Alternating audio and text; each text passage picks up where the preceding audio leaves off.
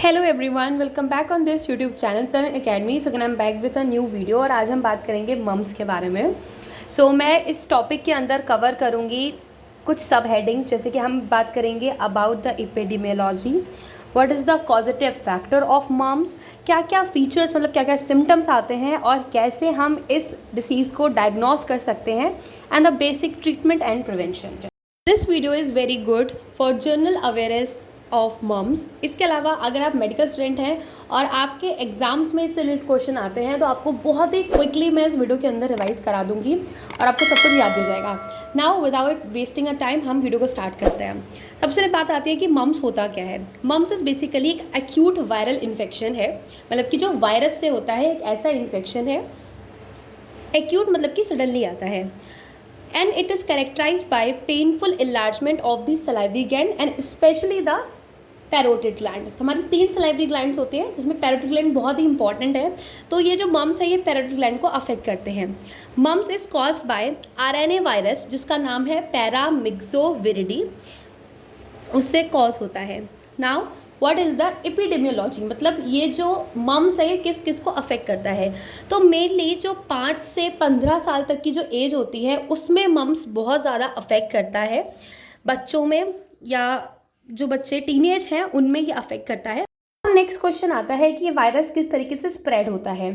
ये direct contact के through भी स्प्रेड हो सकता है, एयरबॉर्न ड्रॉपलेट्स या फिर सलाइवा या यूरिन के थ्रू ये वायरस स्प्रेड होता है और ये हमारी रेस्पिरेटरी एपिथेलियम में जाके प्रोलिफरेट होता है और हमारे सर्कुलेशन में एंटर कर जाता है, जिसकी वजह से ये हमारी बॉडी की जो ग्लैंड्स हैं और जो न्यूरल टिश्यू हैं इनको स्पेशली अफेक्ट करता है। नाउ नेक्स्ट पॉइंट आता है इसके फीचर्स का, मतलब कि इनके साइन एंड सिम्टम्स का। इसका जो इंक्यूबेशन पीरियड है वो होता है 2 to 4 वीक्स, मतलब कि जो सिम्टम्स हैं वो 2 to 4 वीक्स के अंदर आने स्टार्ट होंगे। सबसे पहले सिंपल से सिम्टम्स आते हैं, जैसे कि फीवर होगा, पेशेंट को बहुत ही थका थका सा फील होगा, फटीग फील होगा, हेडेक, तो ये सब बेसिक सिम्टम्स होते हैं। उसके बाद मम्स जो है ये यूनिलेटरल या बायलेटरल दोनों तरीके से अफेक्ट कर सकता है। मतलब हो सकता है कि हमारी एक साइड की ही पैरोटिड ग्लैंड को अफेक्ट करे, या ऐसा भी हो सकता है कि ये दोनों साइड की पैरोटिड ग्लैंड को अफेक्ट करे।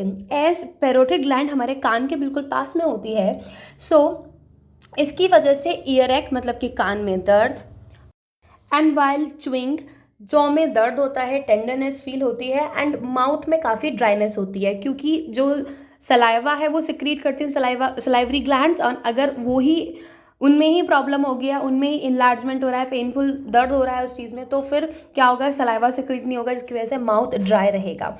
ये सब बेसिक सिम्टम्स होते हैं। उसके बाद इसके कुछ कॉम्प्लिकेशंस भी होते हैं, मतलब कि अगर मम्स सही से ट्रीट नहीं हुआ तो क्या क्या हो सकता है। It can lead to the epididymo orchitis, that is the inflammation of testis, जो कि एक इसकी कॉम्प्लिकेशन है। उसके अलावा ये सीएनएस को भी इन्वॉल्व कर सकता है, मतलब कि मेनिंजाइटिस भी हो सकता है। मम्स की डायग्नोसिस के लिए क्लिनिकल फीचर्स ही उसके काफ़ी हद तक इम्पॉर्टेंट होते हैं, बट अगर इसके अलावा अगर हमें कोई टेस्ट भी कराना है तो सीरम अमाइलेज टेस्ट करवाया जा सकता है, क्योंकि मोस्टली 90% प्लस पेशेंट में ऐसा ही होता है कि सीरम अमाइलेज बढ़ जाता है, तो यहाँ से हमें एक इंडिकेशन मिल सकता है कि मे बी इट इज़ मम। उसके अलावा एलिजा टेस्ट भी करवाया जा सकता है। नेक्स्ट बात आती है about the treatment and prevention की। ट्रीटमेंट इज़ डिपेंड कि क्या क्या सिम्टम्स आ रहे हैं, उसके हिसाब से आप एलोपैथिक और होम्योपैथिक मेडिसिन ले सकते हैं। इसमें ट्रीटमेंट में इतना कह सकता है कि पेशेंट को एंटीबायोटिक्स दी जाती है, मतलब कि फीवर को कम करने की मेडिसिन दी जाती हैं। उसके अलावा वार्म सलाइन का माउथ वॉश करवाया जाता है, जिससे कि जो वायरस है वो चला जाए हमारे माउथ से। ये सारी चीज़ें की जाती है। अगर पेशेंट को ऑर्काइटिस हो गया तो इसके लिए स्पेशली उसको सजेस्ट किया जाता है कि वो बेड रेस्ट करे एंड उसको लोकल सपोर्ट दिया जाए। प्रिवेंशन के लिए ऐसा किया जा सकता है कि जो भी पेशेंट अफेक्टेड है उसको कुछ टाइम के लिए आइसोलेट कर दिया जाए, जब तक कि उसकी पैरोटिड स्वेलिंग सबसाइड नहीं होती है।